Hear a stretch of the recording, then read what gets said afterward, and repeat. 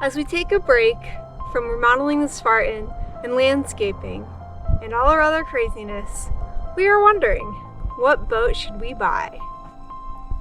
There are so many options.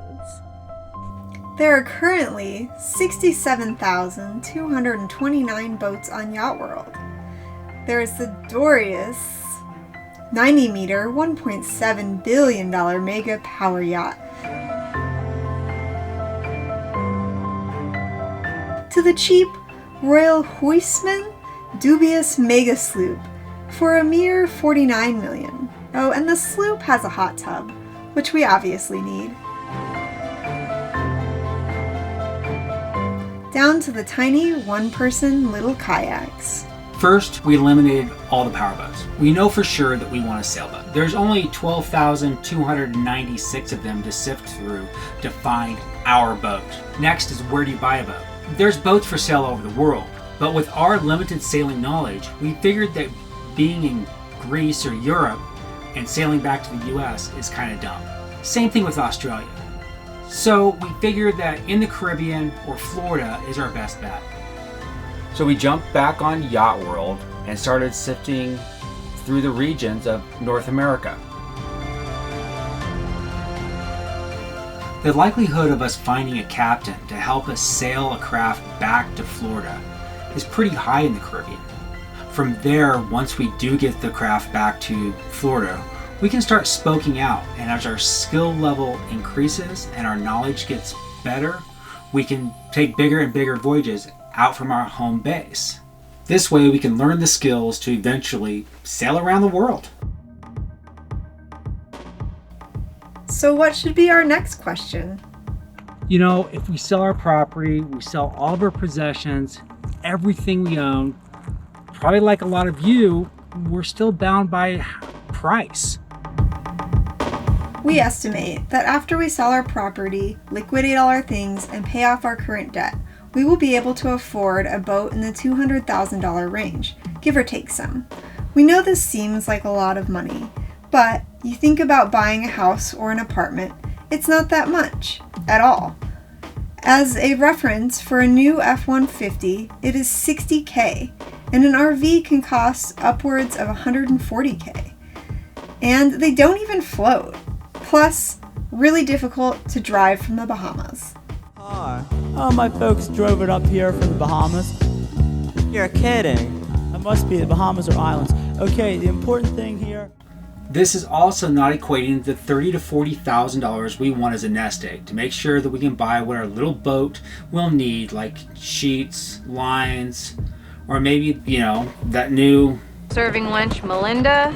No, not that kind of winch. Or whatever else we might need. With our $200,000 budget in mind, we feel that our top end is around $250,000 on Yacht World. Why $250,000? Well, we have seen the same boats listed on multiple sites, and the prices fluctuate, about $20K. Also, based on what we have read and how to buy a sailboat, you should be able to get 10 to 20% off the listed price unless you are demanding everything to be perfect when you take possession. Many of the boats in the $100 to $250K range is kind of weird place in the market, kind of like buying a 7-year-old Audi. We know because we have one. Not worth the $58K it was originally listed for, but still worth $20K. Or do you pay a little bit more and get a brand new car? Now granted, it isn't an Audi, but for the price and the age, there is a point when things are going to start needing love.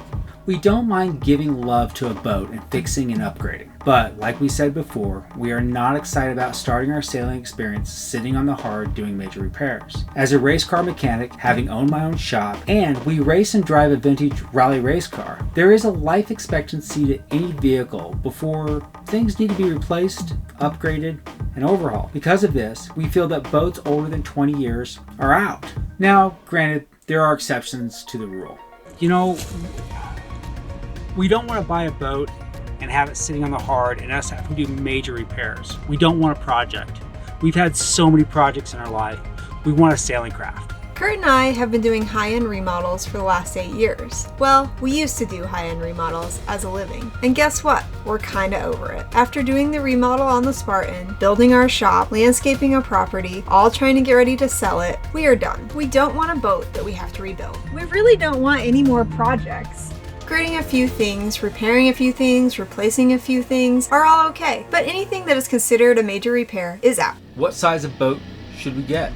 If we're coming from a 2,100 square foot house, then I think we would need a lot more space than where we are today. We are so glad we live in the woods in a tiny home. We live in 45 feet, and it's way too much space.